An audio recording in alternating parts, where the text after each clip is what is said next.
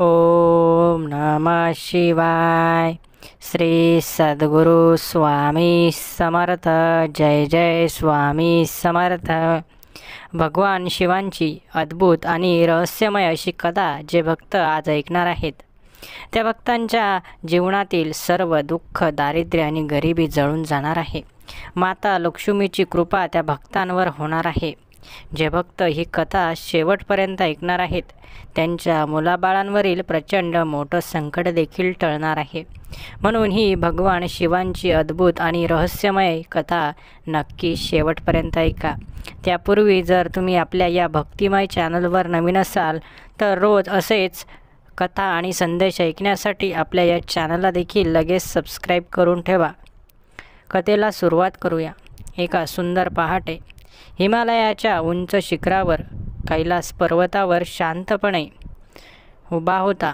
बर्फाची पांढरी चादर आणि हिमनद्यांच्या थंड प्रवाहाने संपूर्ण वातावरण निर्मळ आणि पवित्र बनले होते। पर्वताच्या मधोमध भगवान शिव आपली ध्यानस्थ अवस्था संपवत होते। त्यांच्या कपाळावर चंद्रकोर झळकत होती आणि डोक्यावर वळवळणारा नाग शांत होता। पार्वती त्यांच्या बाजूला ध्यानस्थ बसलेली होती। पार्वती माता देखील त्यांच्या जवळच शेजारी बसल्या होत्या। त्या दिवशी भगवान शिव आपल्या भक्तांसाठी काहीतरी अद्भुत घडवण्याच्या तयारीमध्ये होते। ते शांतपणे पार्वती देवीला म्हणाले, देवी, आज मी एक असे रहस्य उलगडणार आहे जे संपूर्ण जगासाठी प्रेरणादायक ठरेल। मला वाटतं या जगातील पाप, दुःख आणि लोभ कमी करण्यासाठी मी काहीतरी नवीन करायला हवं। देवी पार्वती म्हणाल्या, तुमच्यासाठी काहीच अशक्य नाही, तुमच्या इच्छेने सगळं काही शक्य आहे। तेवढ्यात नंदीदेव आत आले आणि म्हणाले, प्रभू, खाली पृथ्वीवर एक गाव आहे, अश्वग्राम। त्या गावात लोक तुम्हाला आणि मातेला न चुकता पूजतात, पण त्यांचं जीवन संकटांनी भरलेलं आहे। पाणी टंचाईमुळे दुष्काळ आणि रोगराईने ते त्रस्त आहेत। भगवान शिवांनी नंदीकडे पाहून उत्तर दिलं, मी स्वतः तेथे जाणार आहे। मी त्या गावातील लोकांची मदत करणार आहे। मला आज पृथ्वीवरती काहीतरी अद्भुत करायचं आहे। मी स्वतः आता पृथ्वीवर जाणार आहे। भगवान शिवांनी साधूच्या वेशात कैलास उतरले। पार्वतीने त्यांना निरोप देताना मनी चिंता व्यक्त केली, प्रभू, तुम्ही तिथे एकटे जाऊ नका, ते संकट खूप मोठं आहे। भगवान शिव हसून म्हणाले, देवी, मी सगळ्यांचा रक्षक आहे। मी माझं कर्तव्य पूर्ण करायलाच हवं, हे माझं कर्तव्य आहे। माझ्या भक्तांना माझ्याशिवाय दुसरं कोण तारणार, त्यांचे रक्षण कोण करणार, म्हणून मला जाणे गरजेचं आहे। असं बोलून भगवान शिवांनी पर्वत उतरायला सुरुवात केली। भगवान शिवांनी साधूसारखं रूप घेऊन अश्वग्रामामध्ये ते प्रकट झाले। गावाचं दारिद्र्य, त्यांचं दुःख पाहून भगवान शिवांना देखील दुःख झालं। गावकरी जमिनीवर पडलेल्या अर्धपोटी उपाशी होते। त्यांचा पाणीसाठ्याचा पूर्ण तलाव कोरडा झाला होता। भगवान शिव एका झाडाखाली उभे राहिले आणि त्यांनी गावकऱ्यांना विचारलं, माझ्या बांधवांनो, तुमच्या गावाची ही स्थिती का आहे? तुम्ही इतकं का त्रस्त आहात? गावकरी रडत म्हणाले, स्वामी, आम्ही नित्य तुम्हाला आणि देवीला पार्वतीला पूजन करतो, पण तरीही संकट संपत नाहीत। आमचं पाणी देवतांच्या कोपामुळे गायब झालं आहे असं आम्हाला वाटतं। भगवान शिवांनी डोळे मिटले आणि ध्यानस्थ झाले। त्यांच्या तपोबलाने त्यांना समजलं की गावातील तलाव एक दैत्य लपलेला आहे, जो गावकऱ्यांच्या अडचणींना कारणीभूत आहे। त्या तलावामध्ये दैत्याने आता राज्य केलं आहे। तो तलाव दैत्याने कोरडा पाडला आहे। भगवान शिवांनी गावकऱ्यांना विचारलं, तुमच्या तलावात काही वेगळं आणि अचूक दिसलं आहे का? गावकऱ्यांनी उत्तर दिलं, होय महाराज, गेल्या काही महिन्यांपासून तलावात एक मोठा साप दिसत आहे। तो तलावात पाणी साठवू देत नाही। भगवान शिवांनी विचार केला, हा साप साधा नाही, हा दैत्य आहे, जो सापाचं रूप इथं घेऊन आला आहे। भगवान शिव तलावाकडे गेले तेव्हा अचानक तलावातून एक प्रचंड मोठा साप बाहेर आला आणि फुसफुसत म्हणाला, कोण आहेस तू? या गावाच्या लोकांसाठी कोण इथं आला आहे? भगवान शिव हसत म्हणाले, मी या लोकांचा रक्षक आहे, मी शिव आहे। सापाने त्यांचा अपमान करत म्हटलं, हे लोक त्यांच्या कर्मामुळे त्रस्त आहेत, तुम्ही यात पडण्याची गरज नाही। भगवान शिवांनी आपली त्रिशूल उचलली आणि सापावर फेकली। साप ओरडत दैत्याच्या रूपात परत आला आणि म्हणाला, मला माफ करा प्रभू, माझी चूक झाली. मी तर फक्त माझं सामर्थ्य वाढवण्यासाठी आलो होतो. भगवान शिव म्हणाले, तुझं सामर्थ्य इथं संपलं. तू परत या तलावातील पाणी शुद्ध कर आणि यापुढे या गावाला कधीच त्रास देऊ नकोस. त्या दैत्याने माफी मागितली आणि तलाव शुद्ध केला. पाणी अचानक तलावामध्ये आलं आणि गावकरी आनंदाने खुश झाले. पूर्ण तलाव पाण्याने भरून गेला. गावकऱ्यांच्या समस्यांमध्ये सुधारणा होत असतानाच एका गडद रात्री गावात अंधकार पसरला. एक वादळ उठलं आणि एका झाडाखाली एक वृद्ध स्त्री रडत होती. भगवान शिवांनी तिच्याजवळ जाऊन विचारलं, आई, तुला काय झालं आहे? तू का रडतेस? ती म्हणाली, माझ्या घरातील सर्व लोक मरण पावले. माझ्या मुलांना एक भयंकर रोग झाला ज्याचा कुणीही उपचार करू शकत नाही. भगवान शिवांनी त्या आईला शांत केलं आणि आपल्या जटेतून पवित्र गंगा सोडली.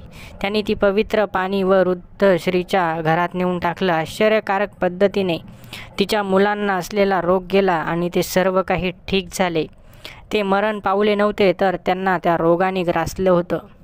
भगवान शिवांनी अश्वग्रामाच्या प्रत्येक संकटाला आपल्या तपश्चर्याने आणि सामर्थ्याने सामोरं जाऊन सोडवलं. शेवटी गावकरी त्यांच्या पायांवर नतमस्तक झाले आणि म्हणाले, प्रभू, तुमचं कर्तृत्व अमूल्य आहे.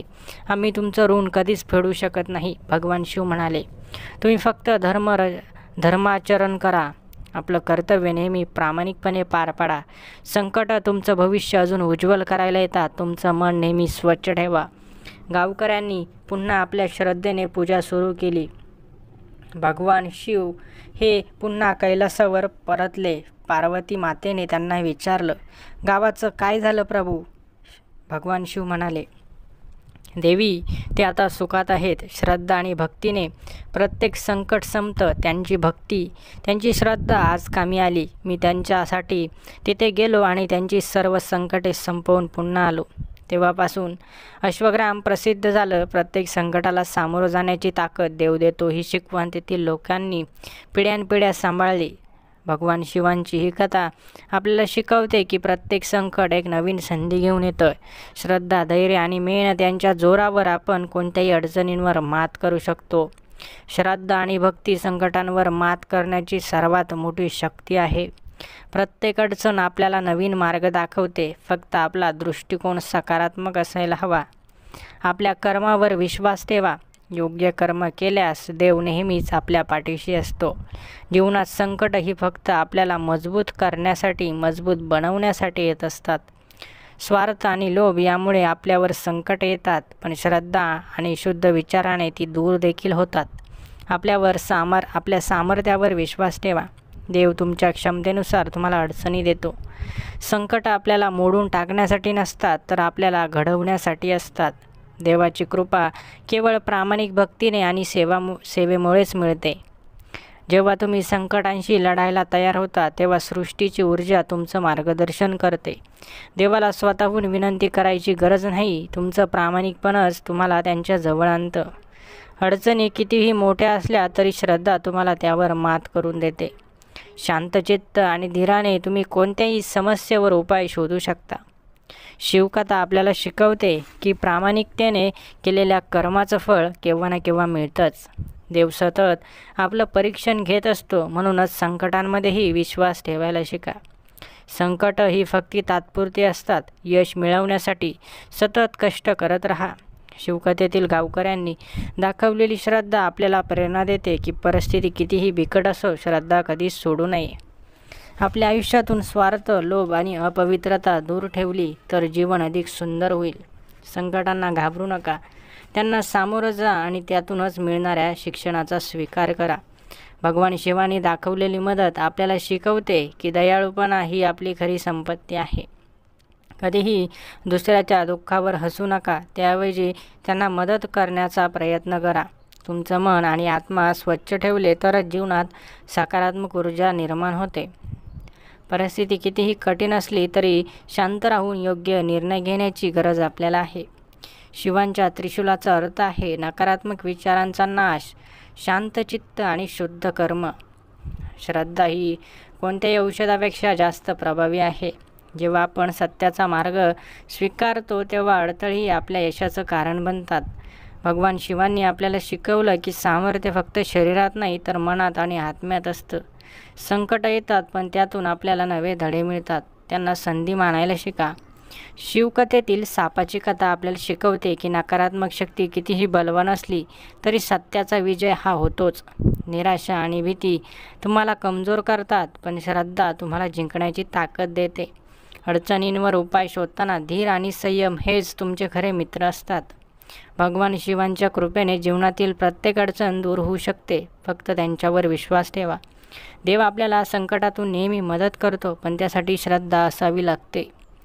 जीवनातील चांगल्या गोष्टींसाठी नेहमी कृतज्ञ राहा.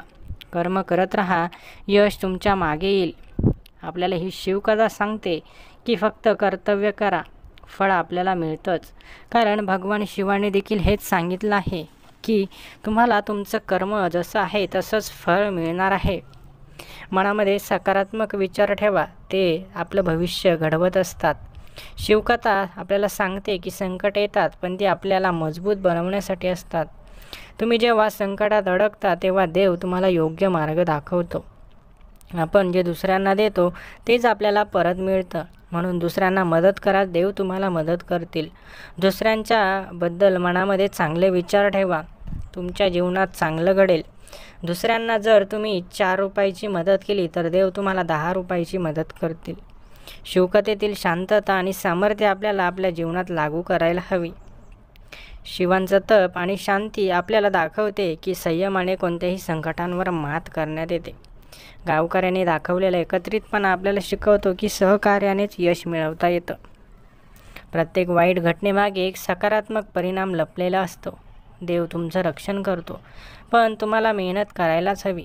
आयुष्य कधीच सोपं नसतं पण विश्वास ठेवल्याने ते सुंदर बनतं. तुमचं मन जितकं शुद्ध असेल तितकीच तुम्हाला यशस्वी होण्याची ऊर्जासुद्धा मिळते. संकट येतात तेव्हा देवाची मदत नेहमी आपल्या जवळ असते. फक्त ती ओळखण्याची नजर हवी. भगवान शिवांची कथा सांगते की चांगलं कर्म कधीच वाया जात नाही. धैर्य आणि श्रद्धा या 2 गोष्टी तुम्ही कोणत्याही संकटांवर मात करू शकता. शिवकथेतील शिकवणी आपल्याला दैनंदिन जीवनात सकारात्मक विचार आणि कृती घेऊन येऊ शकते. भगवान शिवांच्या कथेतून हे स्पष्ट होतं की आपलं कर्म आपल्याला कधीच वाऱ्यावर सोडत नाही. आपण देवाची सेवा करत असलो तर आपल्याला केव्हा ना केव्हा ती सेवा कामी पडते. कारण देवाची केलेली सेवा, देवाची केलेली पूजा अर्चना आपल्याला कधीच वाऱ्यावर सोडत नाही आणि आपलं कधीच वाईट होऊ देत नाही. कारण आपण जेव्हा देवाची सेवा करतो, पूजा करतो तेव्हा आपलं मन शांत आणि शुद्ध असतं. आणि ज्या भक्तांचं मन शांत शुद्ध आहे त्यांचं आयुष्य उज्ज्वल आहे. आजचं जे काही कर्म आहे ते तुमचं भविष्य घडवत असतं. तुमचं भविष्य जर तुम्हाला चांगलं करायचं असेल तर आजचे दिवस तुम्हाला त्रास सहन करून, कष्ट करून, मेहनत करून श्रद्धा मिळवावी लागेल. जेव्हा माणूस चांगल्या दिवसात राहतो तेव्हा त्याला वाईट दिवसांची किंमत नसते. परंतु जो वाईट दिवसातून पुढे जातो तेव्हा त्याला चांगल्या दिवसांची किंमत मिळते. म्हणून संघर्ष करून जो यश मिळवतो त्याला यशाची खरी किंमत माहीत असते. जो श्रीमंत घरात जन्मलेला मुलगा आहे त्या मुलाला गरिबीची किंमत कळत नाही. म्हणून त्याला गरिबांना मदतही करावीशी वाटत नाही.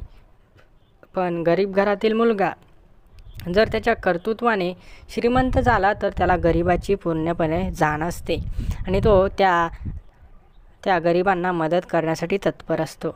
म्हणून जे संघर्षातून यश मिळवतात त्यांना त्या संघर्षाची किंमत असते. त्या गरिबीची, त्या कष्टाची किंमत असते. म्हणून तुम्हालाही तुमच्या चांगल्या दिवसांपर्यंत पोहोचवण्यासाठी या वाईट दिवसातून जावं लागणार आहे. ही तर तुमची परीक्षा आहे. तुम्हाला मजबूत बनवण्यासाठी घेतली जाणारी तुमची एक चाचणी आहे. या चाचणीमध्ये तुम्हाला अव्वल क्रमांकाने मार्क मिळवायचे आहेत आणि पुढे जाऊन तुम्हाला तुमच्या पदरामध्ये यश पाडून घ्यायचं आहे. भगवंत कोणालाच नाराज करत नाही. तुम्हाला देखील निराश करणार नाही. तुम्ही जी सेवा केली आहे त्याचं योग्य ते फळ मिळेल. फळाची चिंता करू नका. कर्म करत राहा. योग्य वेळ आली की देव एवढं भरभरून देतील की तुम्हाला घ्यायला जागासुद्धा राहणार नाही.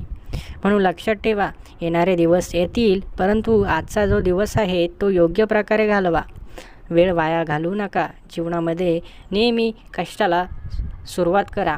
आजचं काम आजच करा, उद्याचं काम उद्या करा. परंतु उद्याचं काम परवावर लोटू नका. आजचं काम उद्यावर लोटू नका. जे करायचं ते लगेच सुरू करा. जीवनामध्ये वेळेला खूप महत्त्व आहे. देवाने तुम्हाला हेच सांगितलं आहे की जीवनामध्ये जे करायचं ते लगेच करा. थांबाल तर संपाल, म्हणून थांबू नका. तुम्ही फक्त चांगले विचार ठेवा, सकारात्मक विचार ठेवा, वेळेचा सदुपयोग करा. देव तुम्हाला मदत करण्यासाठी नेहमी तत्पर आहेत.